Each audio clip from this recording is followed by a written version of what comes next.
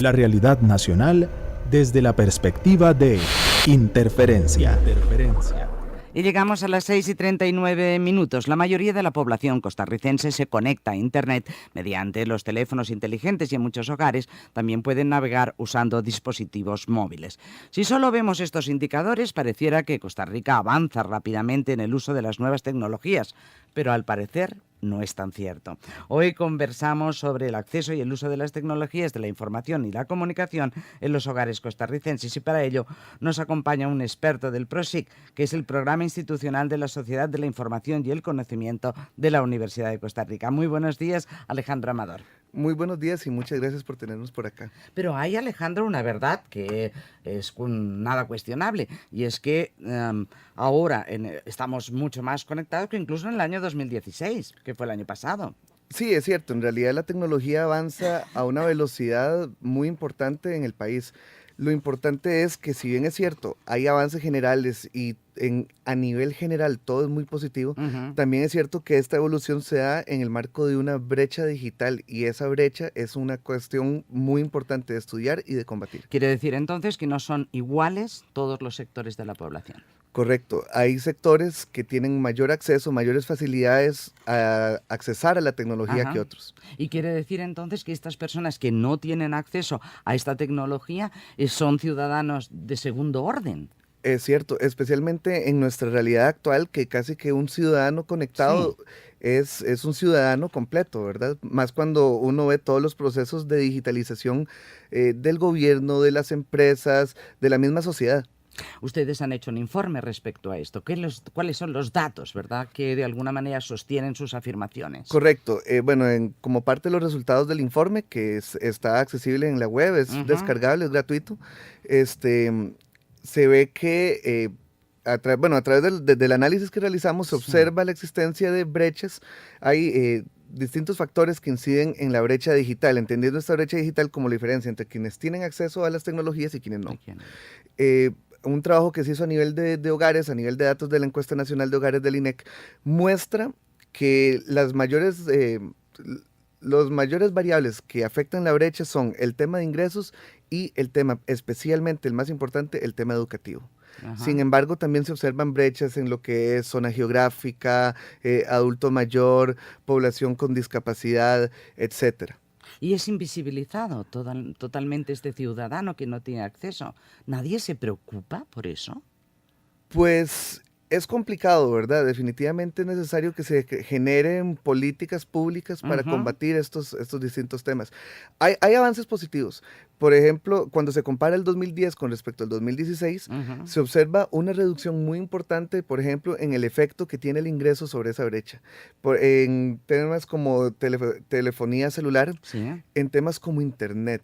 En Internet especialmente uno se ve como el efecto que tiene el ingreso es ahora muchísimo más pequeño, siempre tiene un efecto y es un efecto importante, pero es una fracción de lo que era antes. Uno podría decir que para el 2010 Internet era para ricos.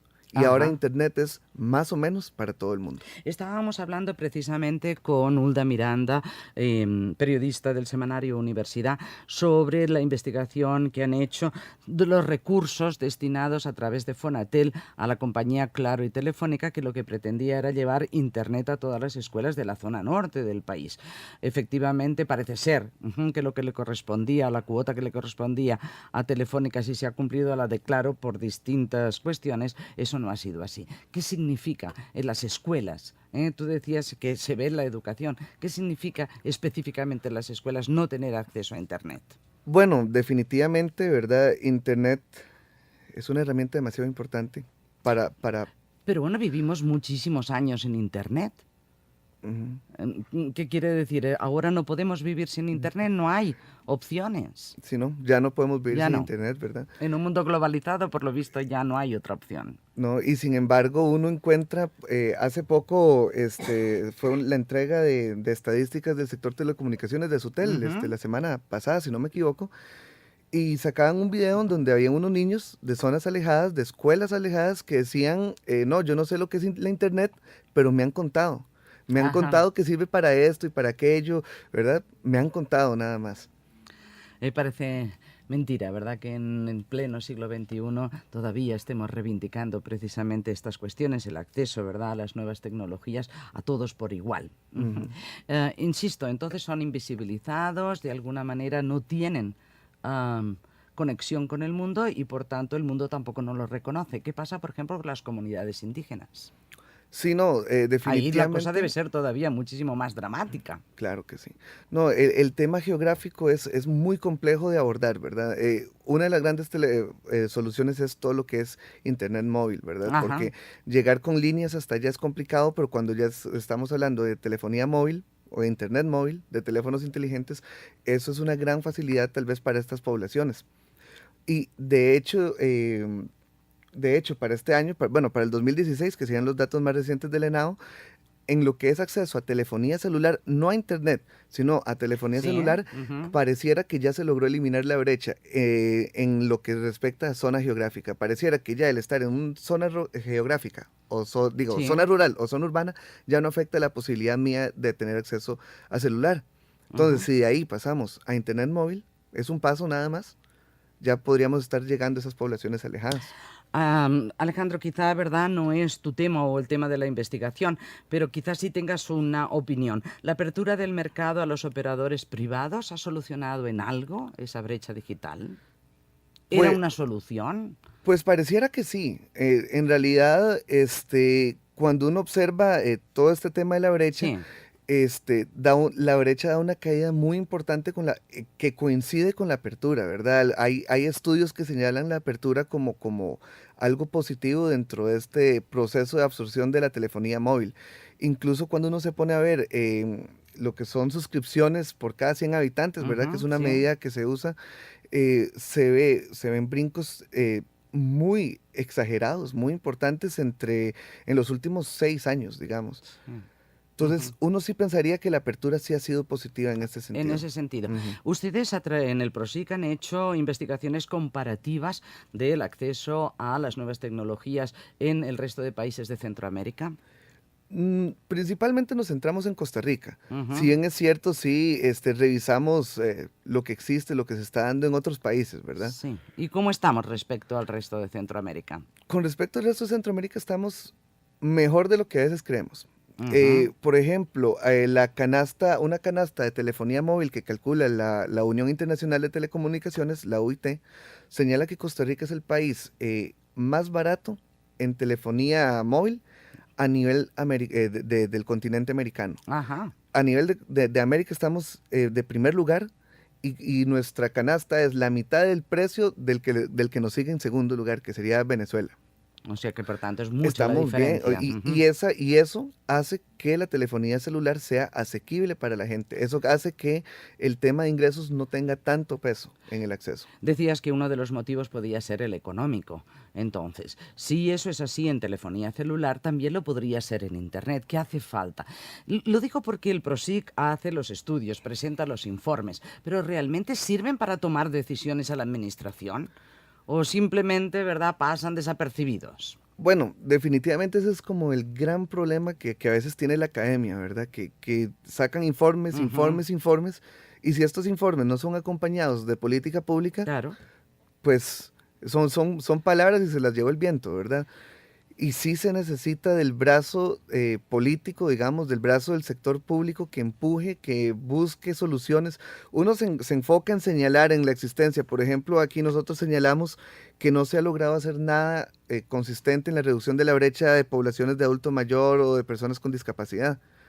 Pero ya está en el gobierno el generar esa política que logre voltear esta Voltear situación. esto. Estamos hablando con Alejandro Amador del Programa Institucional de la Sociedad de la Información y el Conocimiento de la Universidad de Costa Rica, el PROSIC. Alejandro, como les decíamos, ¿verdad? Hace falta esa política pública. Esta administración, decías, está como tomando de alguna manera esta bandera. Pues ¿Ustedes sienten eso? Que realmente estos informes, toda la investigación que ustedes hacen, como decían, ahora es el momento de que la administración está tomando algunas de las medidas. Pues uno ve, sí hay esfuerzos, sí hay esfuerzos a veces. Pero no hay una política pública suficientemente fundamentada. Sí, como todo, a veces uno ve algunas políticas que son un poco débiles Sí. incluso en general en el gobierno uno tiende a ver muchas veces que la proyección de ellos es lograr lo que ya se supone que de todas formas va a pasar, por así decir, ¿verdad? Ujú. A veces uno lo ve en muchas instituciones bueno, también es que a veces no hay suficiente recurso humano muchas veces para llevar a cabo las cosas. Uno ve, por ejemplo, el MISIT, que debería ser pues el brazo ejecutor, el brazo que ve toda la política pública relacionada con las TIC, y el MISIC son poquitas personas. También es que hasta qué punto, qué tanto le puede exigir uno un equipo tan pequeño, ¿verdad? Ujú. Velar por todo el país y por ciencia, tecnología y telecomunicaciones. Es un paquete demasiado Es un grande. paquete demasiado grande para muy poca gente. Yo quizá te estoy metiendo, ¿verdad?, en un zapato, pero Alejandro, me interesaría que me dijeras si has escuchado algunos de los programas de los precandidatos, hoy algunos de ellos ya candidatos, porque nos acercamos a las elecciones del 2018 y habrá que tenerlo en cuenta. Es decir, hay propuestas concretas con el tema del acceso a las nuevas tecnologías en todo el país, o es un tema que los precandidatos o los candidatos hoy ya obvian. Creo, bueno, a veces en esta oportunidad no he tenido tanta oportunidad de revisar No, los planes, estabas centrado en pero el informe. sí, pero en general a veces uno ve ocurrencias Ajá. relacionadas con tecnología, como cuando dicen que le van a dar una computadora a cada chiquito, cosas Ujú, por el estilo que uno ujú. sabe que no son cosas que se pueden lograr. Eso es hacer volar pájaros, ¿verdad? Qué es lo que hace todo? Que es algo muy de políticos a veces, ¿verdad? Prometer y prometer cosas que uno sabe que no se van a dar. Eh, pero, pero sí, definitivamente el tema de acceso es importantísimo, incluso hasta para la misma campaña, ¿verdad? Sí, Uno ve como efectivamente. incluso en la campaña de nuestro actual presidente, las redes sociales jugaron un papel fundamental. Ujú. Em, y eso todo tiene que ver con el acceso, ¿verdad? Sí, a través de los teléfonos celulares, como tú decías, Alejandro, puede ser que nos lleguen los mensajes de los políticos, ¿verdad? Pero Internet es algo más que simplemente recibir mensajes. Es por eso que decías, ¿verdad?, que influye decisivamente en el tema de la educación. Amplíanos un poco más, ¿verdad?, cuáles son los resultados que arrojó la información del PROSIC. Bueno, el tema de educación, como usted dice, es importantísimo y no solo porque incide en el acceso, sino que además uno habla de que la brecha es en dos niveles. El primer nivel es si tiene o no tiene Ujú. una tecnología, tiene o no tiene internet. El segundo nivel, que es más complicado de medir, es el nivel de uso, que también usa la tecnología. Una cosa es, si yo llego a una zona alejada y le doy una computadora a un niño de una escuela, ¿qué va a poder hacer? Probablemente no puede hacer nada, nunca ha escuchado de internet. Y esa es la gran importancia que tiene la educación. Igual a nivel de resultados generales, sí se ve un aumento muy constante y muy pronunciado en el acceso a internet. O sea, lo que aumenta el internet en los hogares Sí, año con año es, es bastante. O sea, uno ve es que hay un importante. rumbo muy Ujú, positivo en respecto a eso. Sí hay un estancamiento en computadores. ujú, Tenemos sí. 2 años consecutivos en el que la tenencia de computadoras en los hogares nacionales ha disminuido. Ha disminuido. A mí eso me impacta, digamos, yo digo, ¿qué está pasando? O sea, el internet sube, pero las computadoras se estancan. Caray. Ujú. Eso habla más o menos de que es un internet de acceso de telefonía móvil, ¿verdad? Sí. Probablemente, pero, pero igual, cuando uno piensa en el uso, pucha, la telefonía móvil, los teléfonos inteligentes permiten muchas cosas, pero para mí las computadoras son necesarias. Son necesarias, ¿verdad? Hablemos entonces de los sectores vulnerables. Ujú. Hablabas de los hogares que están jefeados por una mujer, o las personas adultas mayores, o las personas que tienen algún tipo de discapacidad. Son los que menos acceso tienen y no hay, ¿verdad?, de alguna manera algunas soluciones en ese sentido. Sí, es cierto. Uno ve una brecha que se mantiene constante en el tiempo porque otros temas como ingresos y educación, que tienen, digamos, efectos más fuertes, más Ujú. pronunciados, se ve que se están controlando, se ve que van disminuyendo en el tiempo. Pero en lo que respecta a otras poblaciones, especialmente lo que es adulto mayor y lo que es persona con discapacidad, se observa que la brecha es constante. Y claro, también es que, por ejemplo, el tema de la discapacidad es un abanico, ¿verdad? Son un montón el tema de discapacidad es un abanico de cuestiones distintas, que auditiva, que visual, etcétera. Y entonces abordarlo requiere un gran trabajo y muy, muy particular cómo se ataca cada tema, ¿verdad?